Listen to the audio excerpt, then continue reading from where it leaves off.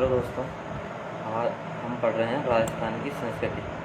राजस्थान की संस्कृति इसमें पहला टॉपिक है राजस्थान के प्रमुख लोक देवता।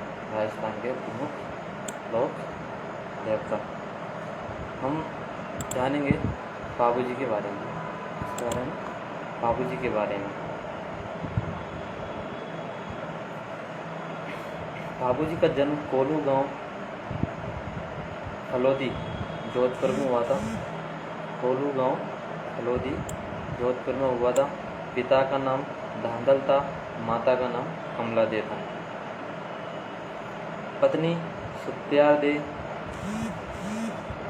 या फूलम दे, उनका सुत्यार देवी नाम था और फूलम देवी नाम था। ज़्यादातर फूलम दे नाम से विख्यात है, फूलम दे नाम से ज़्यादा जाना जाता है उनको।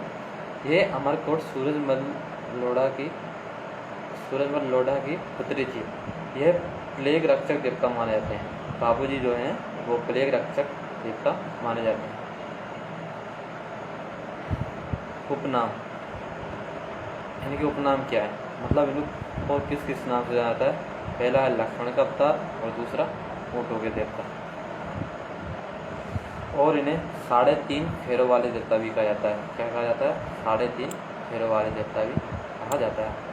मारवाड़ में ऊँट लाने का श्रेय बाबूजी को है। ऊँट पालक जाति रेवाड़ी व राय का समाज इन्हें अपना आराध्य देव मानते हैं। रेवाड़ी और जो राय का जाति के लोग होते हैं बाबूजी को अपना आराध्य देव मानते हैं। ऊँट के बीमार हो जाने पर ऊँट के बीमार हो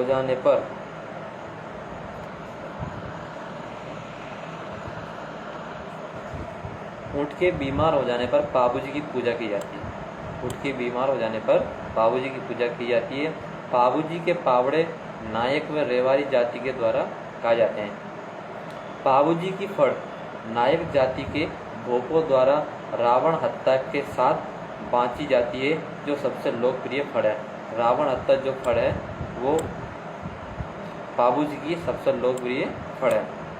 बाबूजी के पावड़े माठ वाद्य यंत्र के साथ गाए जाते हैं। जो माठ नामक वाद्य यंत्र होता है, बाबूजी के पावड़े उसके साथ गाए जाते हैं। आशिया मोड़जी द्वारा लिखित बाबू प्रकाश जो बाबूजी के जीवन की एक महत्वपूर्ण रचना है। आशिया मोड़जी नामक एक लेखक हैं जिन्होंने बाबू प्रकाश नामक एक पुस्तक लिखी है, जो कि बाबूजी के जीवन के ऊपर पूरी निर्भर है। उनकी घोड़ी का नाम केसर कालमी था। बाबूजी घोड़ी का नाम क्या था? केसर कालमी। तो प्रतीक चिन्ह क्या है? भाला लिए अश्वारोही, भाला लिए अश्वारोही। मेला, इनका मेला कहाँ लगता है? कोलू गांव हलोदी जोधपुर में। कोलू गांव हलोदी जोधपुर। कब लगता है? चैत्र अमावस्या को इनका मेला लगता है। किस गांव में लगता है? 1 मिनट।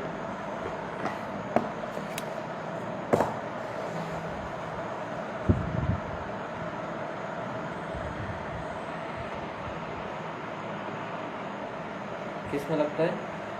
कोलू गांव हलोदी जोधपुर में। और कब लगता है? चैत्र अमावस्या को। अपनी बहनोई जींदराव खींचे से युद्ध करते हुए देचू गांव के समीप वीर गति को प्राप्त हुई। चांदा, डेमा एवं हरमल ये तीनों जो थे वो बाबूजी के सहयोगी थे। मतलब बाबूजी जो भी काम करते थे उनके हर काम में सहायक बने रहते थे। मुल्तान के मुस्लिम शासक दूदा सम्राट को पराजित किया गया। जो मुल्तान के मुस्लिम शासक दूदा सम्राट थे उनको बाबूजी ने पराजित किया। इतना ही है बाबूजी के बारे में। अगला है देवनारायण जी। देवनारायण जी भी बहुत विख्यात लोक देवता माने जाते हैं। इनका जन्म कहाँ हुआ?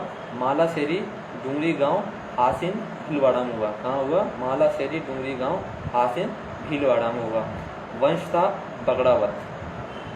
बगड़ावत जिसको हम अभी तो गुजर वगैरह कहते हैं, गाँव में गुजर वगैरह रहते हैं। वंश इनका बगड़ावत है। पिता सवाई भोज, माता शेडू उठानी, पत्नी पीपल दे धार के राजा जय सिंह की पुत्री थी। तो धार के राजा थे ना जय सिंह, उनकी पुत्री थी पीपल दे, और ये देव नारायण जी देवता की पत्नी थी। देव नारायण के पिता भिनाई के शासक से युद्ध करते हुए 23 भाइयों सहित वीर गति को प्राप्त हुए। एक भिनाई का शासक था, उसके साथ वो वीर गति को प्राप्त हो गए। युवावस्था में भिनाई के शासक को मारकर पिता की मृत्यु का बदला लिया। बचपन का नाम उदय सिंह था। देव नारायण जी का प्रमुख मेला भाद्र शुक्ल सप्तमी को देवधाम जोधपुरिया टोंक में बढ़ता है। जोधपुरिया टोंक का एक गांव है, उसमें उनका शुक्ल सप्तमी को उनका मेला भरता है। देव जी का मूल देवरा आसिन भीलवाड़ा, आसिन नामक गांव है जो भीलवाड़ा में स्थित है। कोठा दंडावत में है, कोठा दंडावत में है। इनको चमत्कारी लोक पुरुष कहा जाता है, क्योंकि ये कमल के फल में से अवतरित, कमल के फल नहीं, कमल के फूल में से अवतरित हुए थे। कमल के फूल में से अवतरित हुए थे। एक मिनट, हेलो। कमल के फूल में से अवतरित हुए थे।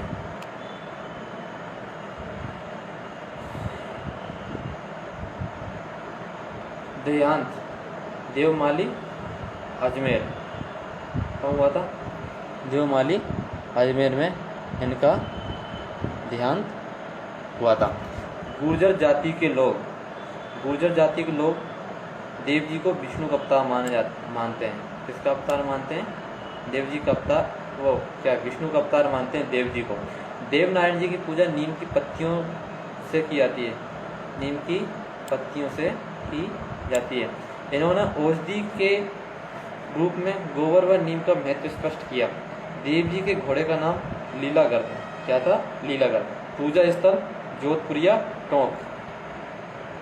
दूसरा देव डूंगरी पहाड़ी चित्तौड़गढ़ में स्थित है और देवमाली जो ब्यावर में स्थित है। इन्हें राजस्थान क्रांति का जनक माना जाता है। देवनारायण जी की फड़ सबसे लंबी फड़ है। अगले लोक देवता आते हैं तेजा जी, जो जाटों के आराध्य देवता हैं। जन्म खड़नाल नागौर के नागवंशी जाट परिवार में। पिता तहाड़, माता राजकुंवर थी। तेजा जी की धोलिया वीर कहा जाता है। विवाह पनेर अजमेर में रामचंद्र की पुत्री पेमल के साथ हुआ था। इन्हें गायों के मुक्तिदाता व नाग देवता के रूप में पूजा की जाती है। तेजा जी की कर्म स्थल वासी दुगारी बूंदी में। आज के लिए इतना ही काफी है, इसके बाद कल पढ़ेंगे, थोड़ा कुछ काम आएगा। ठीक है।